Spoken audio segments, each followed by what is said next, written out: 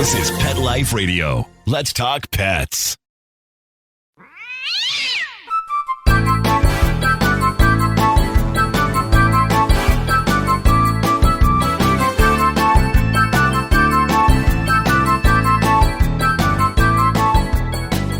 Hey there, cat lovers. Welcome to 9 Lives with Dr. Cat. I'm your host, Dr. Catherine Prim, and I'm a small animal veterinarian and cat lover that goes way back. Today is a little bit of a departure for me because I have super interesting guests. They are cat-loving comedians and entrepreneurs. So does that pique your interest? I have Brian Vermeer and Christina Hughes, and we're going to talk to them about how they got to be cat-loving comedians and entrepreneurs and all of their funny stories on the way. So we'll be right back. Take a bite out of your competition. Advertise your business with an ad in Pet Life Radio podcasts and radio shows. There is no other pet-related media that is as large and reaches more pet parents and pet lovers than Pet Life Radio. With over 7 million monthly listeners, Pet Life Radio podcasts are available on all major podcast platforms, and our live radio stream goes out to over 250 million subscribers on iHeartRadio, Odyssey, TuneIn, Stitcher, and other streaming apps. For more information on how you can advertise on the #1 pet podcast and radio network, visit PetLifeRadio.com/advertise today. Let's Talk Pets on PetLifeRadio.com.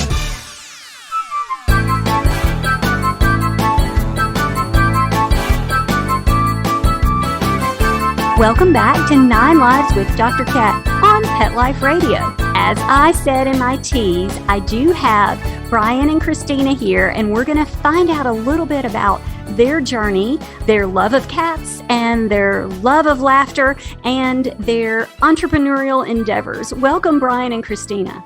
Hi.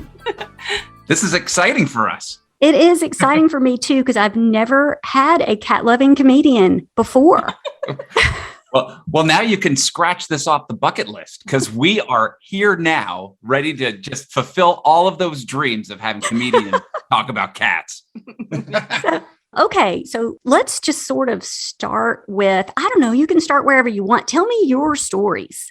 Well, I'm Christina Hughes, and I've grown up with cats my whole life. My parents lived in like a teeny tiny 1-bedroom apartment when they met in college, and we had cats then. I've had cats my whole life. The only time I didn't have cats was when I first moved to LA, right before I met Brian. And then I met Brian and I said, I got to get this guy to know a little bit more about cats because he knew nothing about cats. My knowledge of cats was zero. And I was raised as a dog person. This is the point. Wah, wah. This is the point where maybe some of your listeners might want to turn down the sound because I had zero interest in cats. I did not know anything about cats. I had this wonderful sheepdog growing up. And then Christina comes along and my whole life changes. Well, in part because I met Christina, but because the world of cats blossomed in front of me and my world changed. And now this is where everyone could turn up the speakers now because now we're in a safe zone. Okay. I did not understand the cat. But now, once you do get the cat and you understand the way of the cat, literally, it's addictive. Cats are an addictive creature. And I just can't put my finger on why. But there's a million reasons why, I guess. We'll say cats are like tattoos, right? Yes. You can't just have one. Although we don't have any tattoos, but Right. Well, Cats so you know what? We do use the D word, the dog word here on this show because I treat dogs too. But I agree. I think I say all the time, if you go to someone's house and the cat loves you, you feel like you've really done something. Right. It's like the barometer, right? You can see where you stand with cats just by the way that they interact with you. Right. So, and when we lived in the Miracle Mile, we would walk to our post office. The Miracle Mile is in Los Angeles, amongst the hustle and bustle is this cute little neighborhood. And we would walk to our PO box, and these 2 cats would come out and Brian would interact with them. And I was like, wow, maybe he is a keeper after all. I mean, these 2 cats really do like him. They're rolling on the sidewalk with their belly in the air. And then lo and behold, one of those cats started coming to the back door of our apartment, and Brian started to talk to her and feed her. And then we found out she was in a bad situation, and then she became our cat. So Brian, it sounds like you owe a lot to cats. Yes. Yeah. You know, it's crazy because in this neighborhood that we were living in at the time, you just walk the neighborhood and there are cats like that just are get dumped, unfortunately. They're out and about. But there was this beautiful British short hair cat. Gorgeous, just amazing, amazing. We would see the cat on our way to Trader Joe's. Yes. We would walk up to Trader Joe's. The cat's name was Jackson. And a year later, Christine and I find out that we're about to have a baby boy. And I remember clearly going, what are we going to name? What's a great name? And I'm like, that British short hair cat was so cool. Jackson. And that's such a great name. And so our son is actually named after a cat. I love it. I love it. So, okay. So what do you think your favorite thing about cats, just overall cats or individual cats? What do you think your favorite thing about them is? I appreciate their ability to be on their own, you know, where they don't need constant attention as a dog needs, right? Because if you don't interact with your dog every second of the day, the dog goes bazonkers, right? But cats kind of are like, yeah, I don't want to deal with you right now. And they just go take a nap. They just walk away and they're doing their own thing, you know, and I'm doing my thing. And then when we meet again, it's like kismet, you know. A cat's independence, I think, is such a cool thing, you know. For me, it's the comedy of the cats. Like right now, we are fostering 2 kittens and we have 4 adult cats in the house. And we have a little kitten whose growth is stunted because she had an allergic reaction to anesthesia or something like that. That's what I'm getting from the vets. And earlier today, about maybe 20 minutes ago, she was on the edge of the bathtub and she's ready to charge one of our older cats on the floor. And the cat's like, and she goes back and then she pounces and she's waiting for a reaction. And the bigger cat's just like, yeah, you're not going to get me. I'm not going to get it. And the little kitten thinks that she's like this big, huge cat. And I just find that so hilarious. You know, it's kind of like that. They say it's not the size of the dog in the fight, but the fight in the dog. And I think cats like embody that. So I agree with you. The downside to cats, you know, how's this for a segue? The downside for cats is that they need when they're indoor cats, they need their vertical space and they need their toys and all of that. And they want to jump and climb. They want to jump and climb. And you don't want to have your couch suffer a brutal clawing, right? And this is where the whole cat tree thing got really annoying because they served a great purpose, but they're so ugly. and they're awful, right? Right. In our apartment, my hairdresser gave us a cat tree and we were like, oh, thanks. It's like this powder blue carpeted thing, you know, and it wasn't that big, but it was big enough. And we had a feral rescue named Frosty. He just passed away in January. And Frosty would get in the bottom of that cat tree and he would hide in it because there was a box there and there was just like a little circle. So if we had to get him out for the vet, we'd have to like pick up the cat tree and like try to shake it out because he just was not coming out. But then if a cat would get sick or there was just a ton of fur on the cat tree, I'd go, Brian, bring it outside and rinse it off. And he'd rinse it off in the back of our apartment building. And then after it dried, he'd bring it in and I'd go, what happened? It smells like eggs or something. It's just this like stinky, disgusting monstrosity. I think it's the formaldehyde in the It's particle board. terrible. Yeah, it's awful. Anyway. Well, and cats aren't going to like that. No. Besides you not liking it, I mean, it's really all about the cat, right? So I have had guests on the show to talk about how ugly cat trees are and how important it is that the environment suit the cat and the people. And it sounds like you guys kind of found some inspiration along those lines. Can you talk a little bit about your journey to achieve where you are now? Yeah. So having gone through the whole cat tree thing, which takes up a large footprint in your house or home. And it was always there, but you never wanted to look at it. and you'd have company over and you just kind of push it to the side. And it didn't fit the aesthetic of how we like to live and how we like to have our place decorated. And, we were living in our apartment and it was always just an eyesore. And we were always trying to figure out if there's got to be some other way to have a cat have their vertical space, but have it not be ugly and have it be something beautiful and have it be something that the cats love to be in.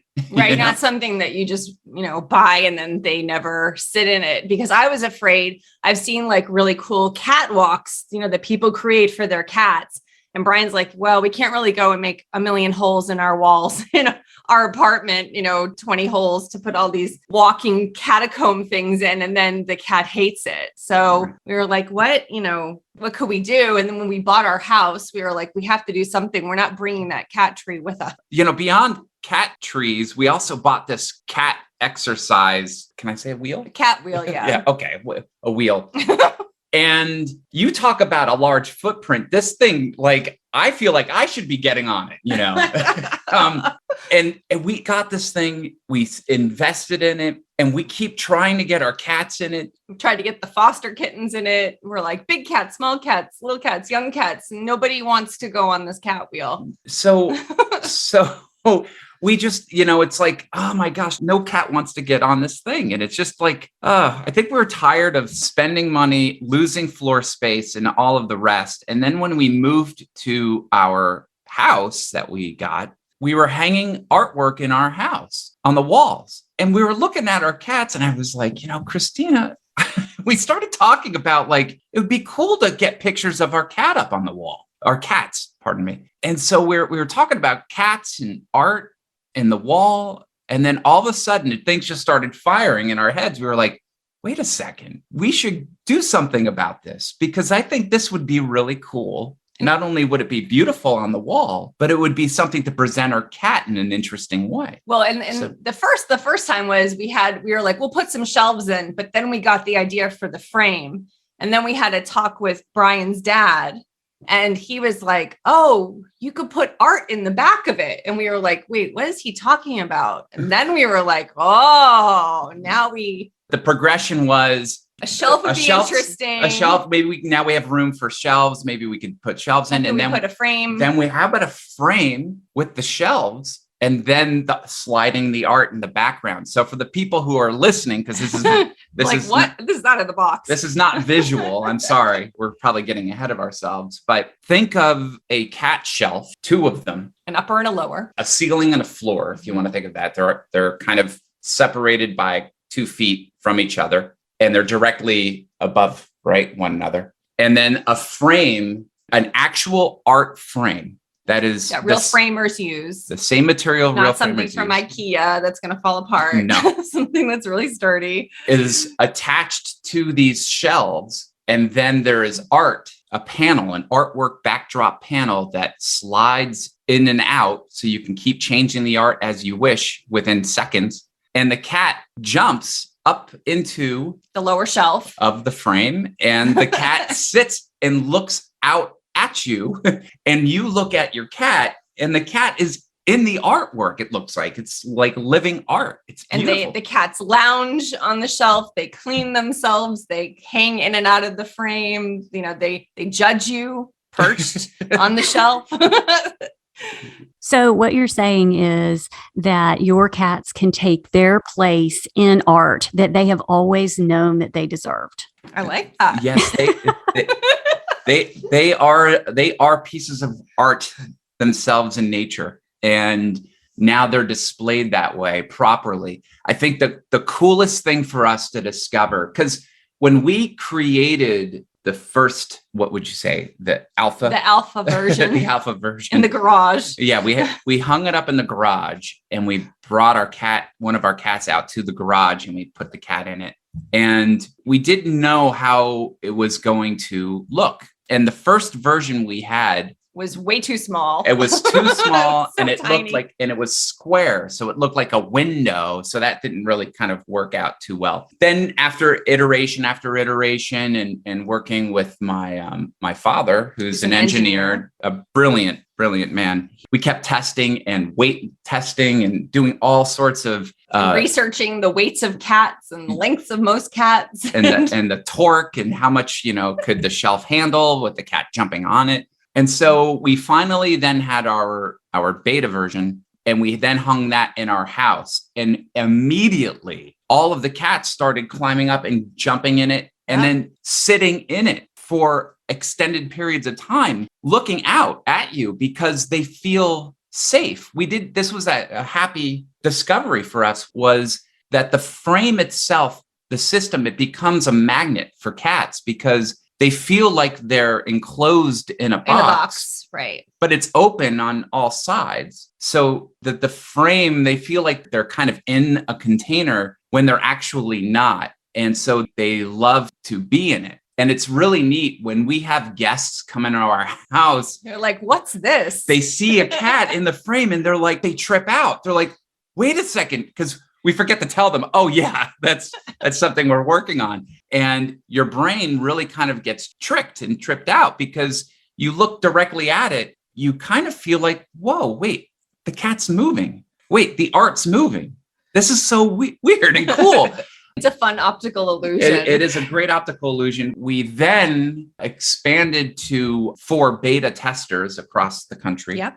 In different regions. With different kinds of cats, a person who trains cats, a gothic couple who have many, many cats in Salem, Massachusetts, a woman who had in a Victorian home in Virginia, and a violinist in the Chicago area who has a Fort Bengal, Indiana, a Bengal and a Maine Coon. So they lived in different places. They had very different design aesthetics in their homes, and they had very different cats. And the reaction from all 4 of them was exactly our same experience, was, holy cow, you didn't even have to teach the cat to get in it. They just naturally jump right in. And everyone just was so pleased with just how quickly the cats took to it and how the cats don't want to get out of it. It was about a year and a half ago, and they're still using it, just like our cats 3 years later are still using them. So it's super cool. And it's funny to see these little vignette videos they'll send us of the 2 cats in the frame and a cat on a shelf trying to get into the frame. And there's a little soap opera going on. So people are laughing. There's high comedy with our Frame Your Feline product because people are like, oh my gosh, which cat's going to win? Or are they going to cuddle together? So I love it. And the reason I wanted to talk to you about it is because it offers vertical spaces, which is something we know cats need for their well-being, but it also is aesthetically pleasing. So, and I mean, maybe people need lots of them. I don't know. So I'm going to take a quick break and come back, and we can tell our listeners how to find you and all of the specifics about this really fun idea. So we'll be right back. Molly, here's your dinner. Zeus, that's not your food. Don't let that happen to your precious cat. Elevate your cat's eating experience with the Cat Tree Tray. The Cat Tree Tray keeps your cat's food off the floor and conveniently located on the cat tree. It's the perfect way to eat. It's a beautiful wrought iron tray that easily attaches to your cat tree and keeps dogs and other critters out of your cat's dish. A must for multi-pet households. There's a 6-inch tray for large bowls and a 4-inch tray for smaller bowls.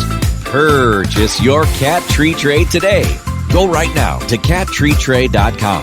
That's cattreetray.com. cattreetray.com. Let's talk pets Let's talk pets on Pet Life Radio. Pet Life Radio. PetLifeRadio.com.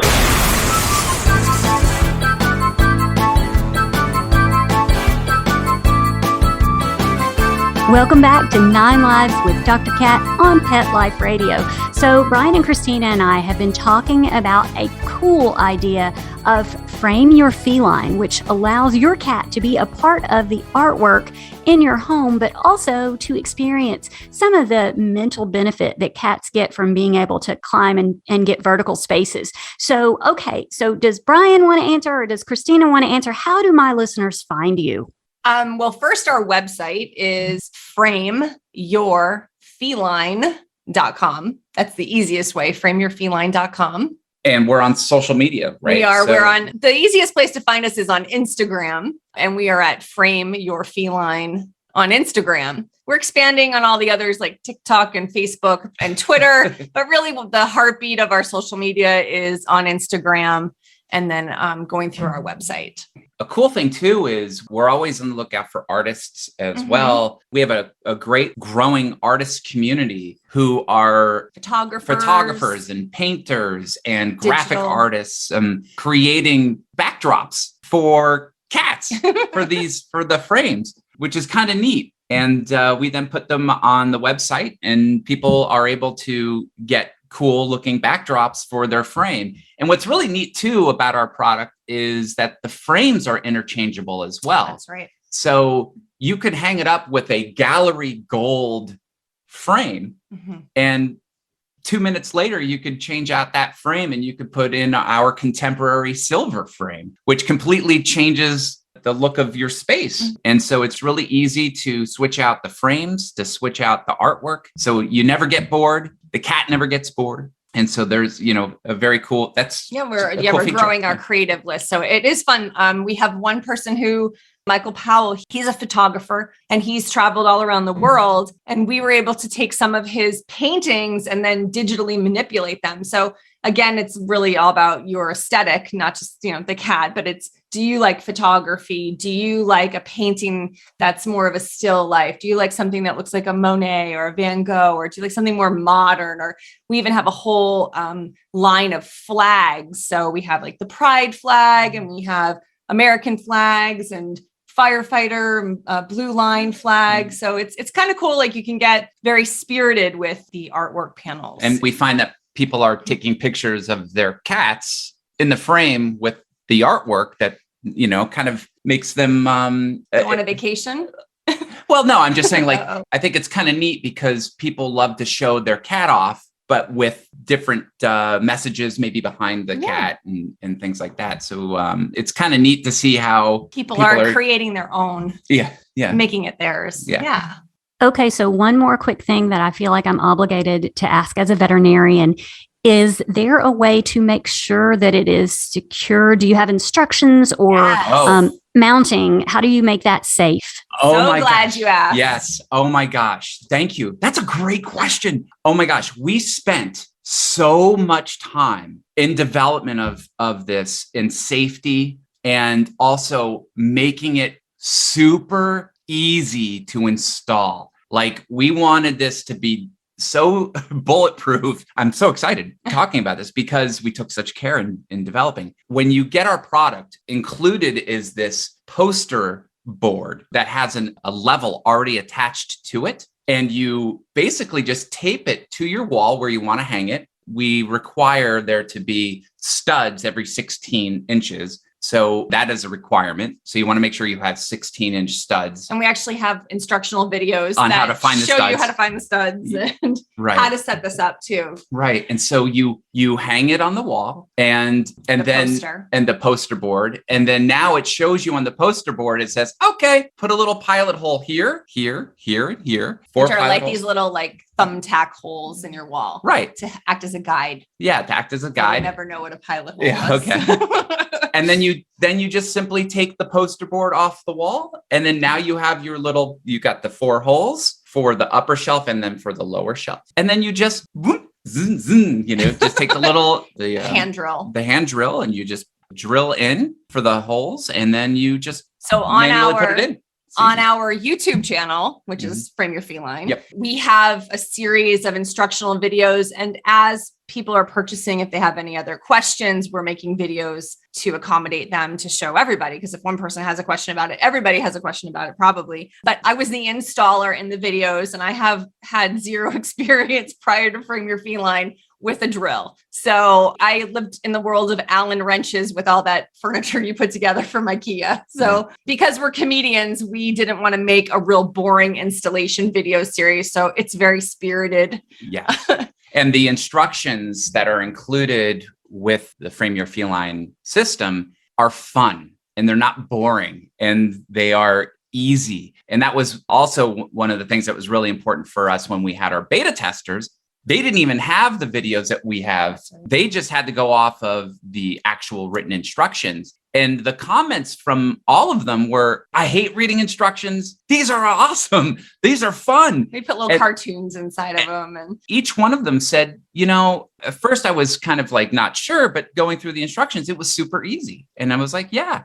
And I think the poster board that you get with the level that's already attached on the poster board just makes it so easy that anybody can do it. It's super simple. So are you saying that you showed your personality in the instructions? There you are. Yeah. Okay, guys. Well, we're about out of time. So I wanted to be sure that all of our listeners, especially those of you out there who are artists, be sure to look them up on frameyourfeline.com and apparently on Instagram, which I didn't know. So I'm going to follow them there. But I really appreciate your time. Thanks for having such a cool idea. No, thank you. Thank you so much.